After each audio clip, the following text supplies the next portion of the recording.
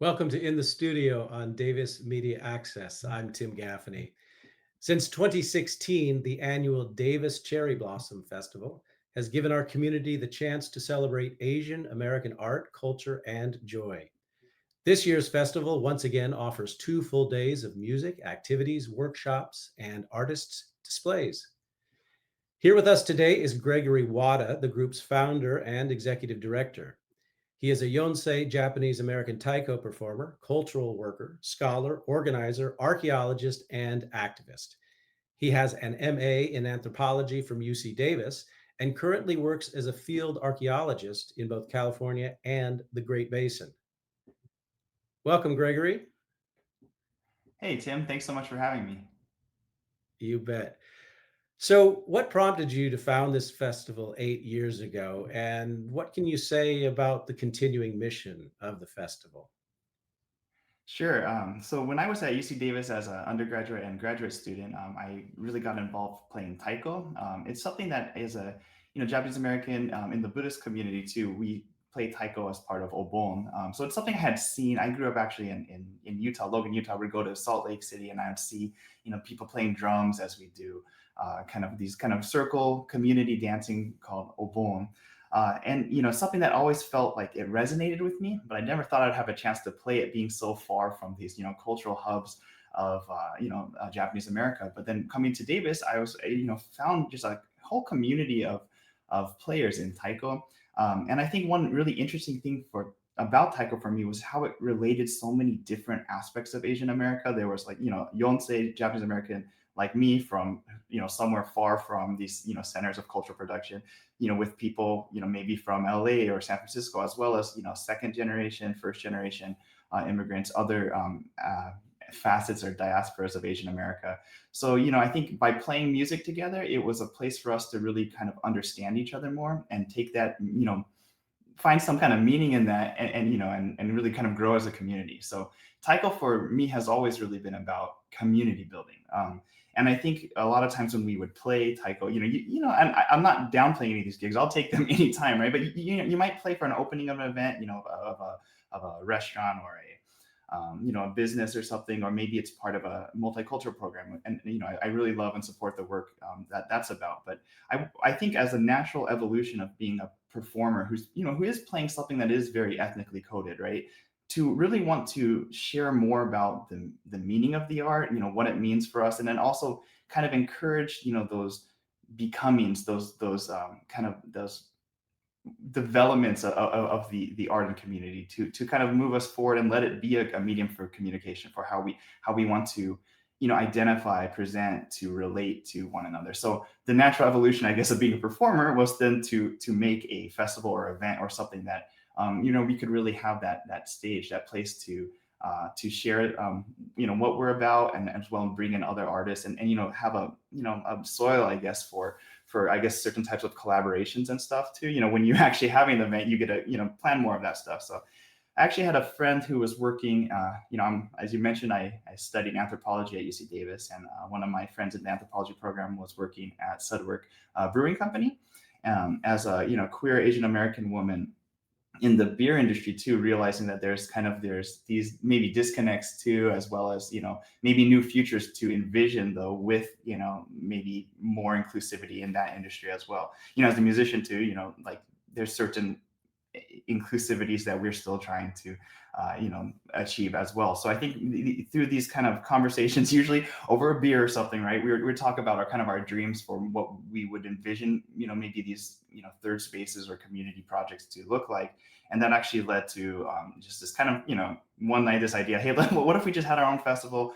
And then my friend KB, Kathleen Brandel, offered this to the space for us, maybe, or to work with Sudwork to allow us to have the event there. And we've had it there since 2016. I guess would be our ninth year. We had two online though during the pandemic. So that's really what motivated me to start the festival. As we got going, though, I guess there was also this interest to want to use that art to do something, right? To help in better our communities and world too. So we've kind of grown it into a bit of a charity fundraiser. So we raise money every year for different organizations. So that's kind of what got us started with this, and what keeps us going, and what keeps bringing more artists and people into the festival. Oh, that's great. Now, can you say something more about the role that Taiko continues to play, and maybe something about some of the groups this year that will be playing? Oh, sure. Of course, I'd love to talk about that. We have a lot of taiko groups coming in, both collegiate taiko groups. So, I started as Bakuhatsu Taikodan as UC Davis's taiko group. But we have groups coming in from Stanford, who are actually with us on our very first event in 2016 from Berkeley. We actually have groups coming in from Southern California, Tozan, and Jishin, Northridge, Pomona schools, bringing teams up as well as on many community groups. I think some of the images we see here, and this is Cal Rising right here, but Stockton, Bukyo Taiko, Sacramento Taiko Don. We've had in the past Sonoma Taiko. So groups that, yeah, in the kind of whole kind of California, I guess, area, mainly Northern California, but we've had groups from Southern California too come up. And I think just being able to play taiko together, we're not the only event that does this, right? Actually, my main job, actually, in addition to archaeology, is I'm a conference manager for the Taiko Community Alliance. So I actually have the honor to kind of produce conferences, I guess, for taiko players.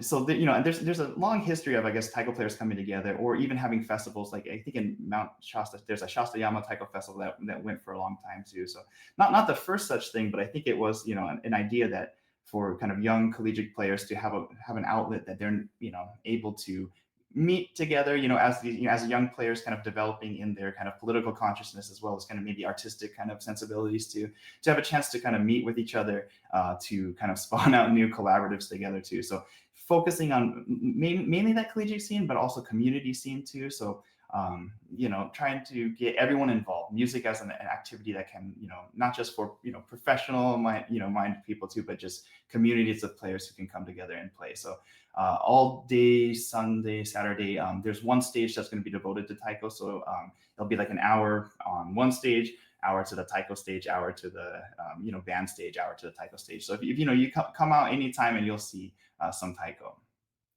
That's great, and it's so important to hear that this isn't just about art and culture, but it is about community, and it's about creating Mm. those things in community. Now, I know the festival's also grown beyond just the taiko, and there are a number of other types of events throughout the 2 days and activities. Could you say something briefly about some of those as well?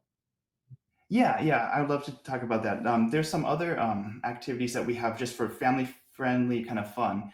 So I think you're seeing some of these pictures now. There's lantern painting, like origami. There's mochisuki, which is kind of making the rice cake mochi with a traditional kind of setup, which is a mortar and pestle, usu and kine. It's like a big mallet. Smash the rice into a nice gooey kind of cake.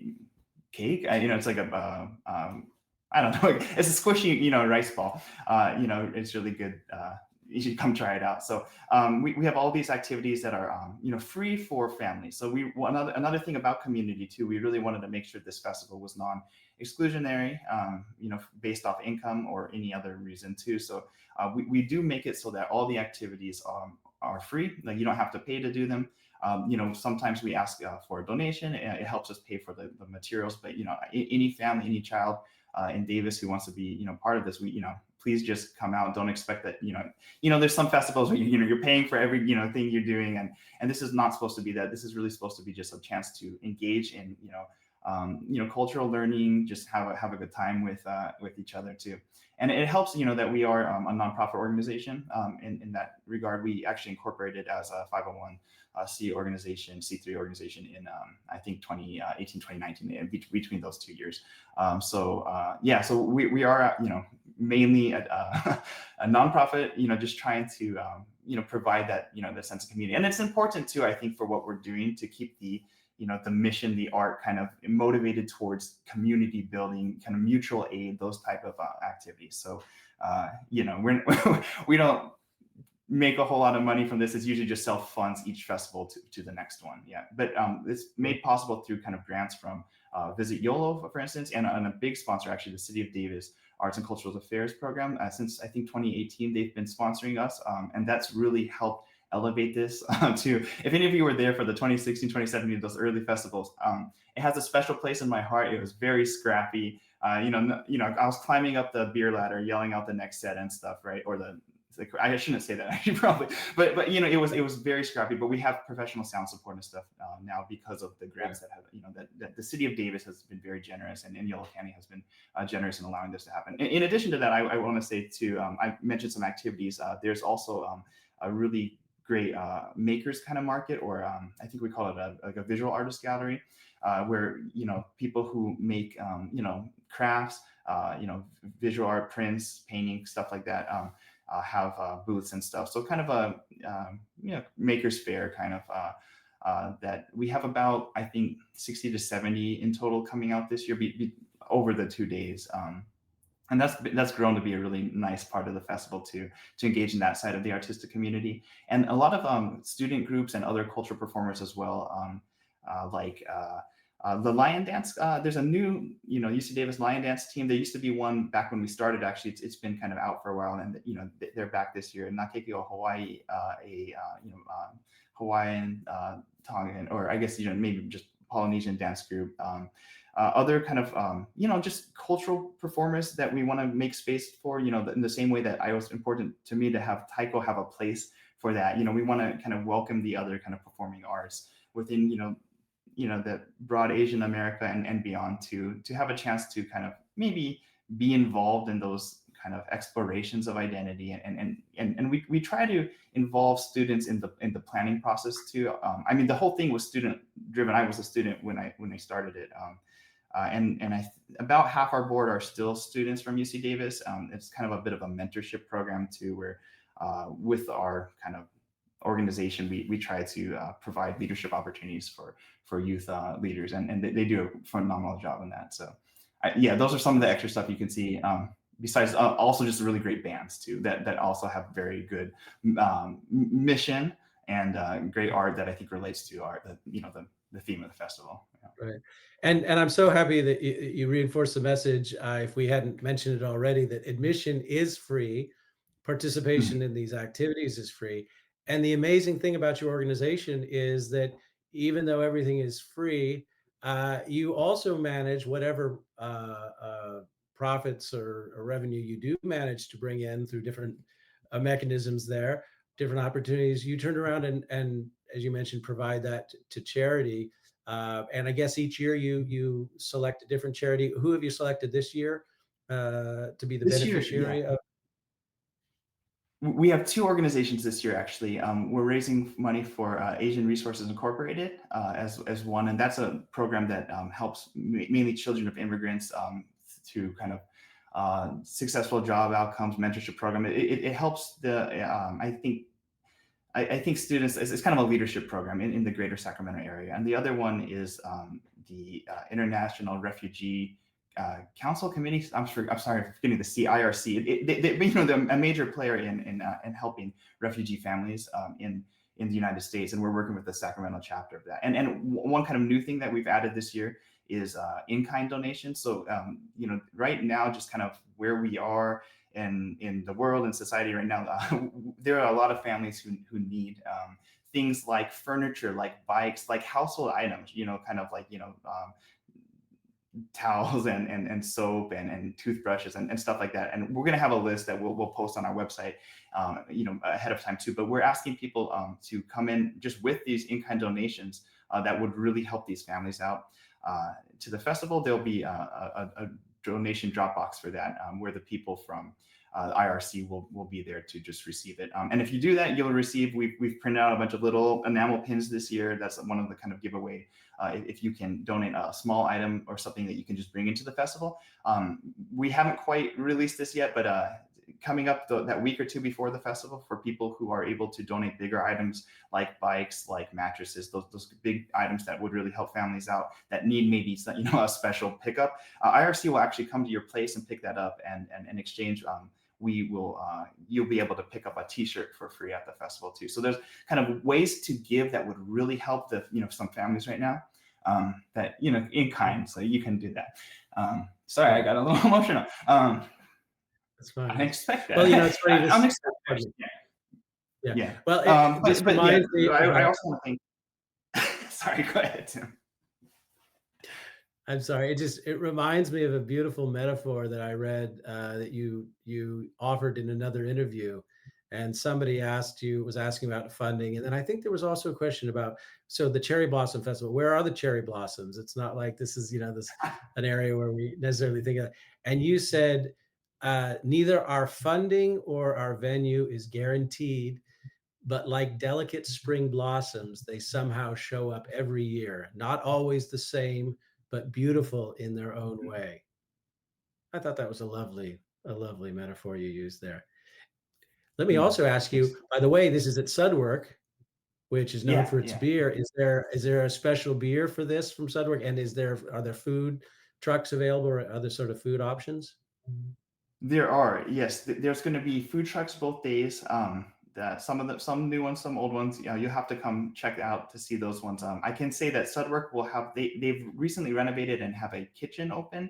This is the first time we'll be able to use that full patio space once they've renovated too. And they have a menu that I'm very happy to say this year we were able to work with them to kind of find recipes that would be easy to produce and maybe culturally relevant too. So their kitchen staff has actually worked with us to produce that menu. I'm very thankful for them for that, as well as like I'm hugely thankful. We got to thank Cyberwork for since that first one in 2016, they've brewed a seasonal beer release every year, which is the main driver for the fundraising. They give us approximately 25% of draft beer sales, which is is huge. You don't see that often in these type of in my experience, at least in these types of fundraising That's efforts. very So generous. uh, Wow. Yeah. yeah, yes. So we very thankful for Sudwork for for providing the venue and the fundraising opportunity. And the special beer, I not exactly sure if I can say yet before we've released it, but I can definitely say that I'm very excited about this. I've had a lot of friends in the Taiko community. I give them the beer or something, or they've come into our event and they've said that the Davis Cherry Blossom beer is one of their favorite beers ever. Uh, So I would yeah. recommend come checking that out if you're interested, and of age, and also just making sure that it is accessible for all ages. You don't have to be 21 to be at the event. You Right. definitely need to be 21 to drink, and that's just a wristband situation. Right. Right. Well, if all of you out there don't need any more motivation, or in case you need any more motivation after all these wonderful things you've already heard, if you don't mind, Gregory, I want to just read back to you one other uh, item I read on your own personal website. You have a beautiful saying at the quotation at the bottom. It says, "There's the fool who dances and the fool who watches. Fools either way might as well dance." So I hope all of you come out there and dance uh, on April 13th or 14th at the Davis Cherry Blossom Festival. It runs from 11 a.m. to 8 p.m. each of those 2 days. Sudwork Brewery, of course, is at 2001 Second Street in Davis.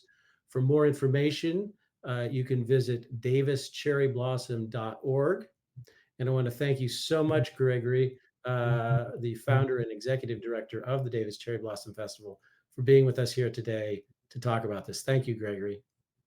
Thanks so much for your time, Sam. It's a pleasure being on the program. You bet. And I'm Tim Gaffney. You've been watching In the Studio on Davis Media Access.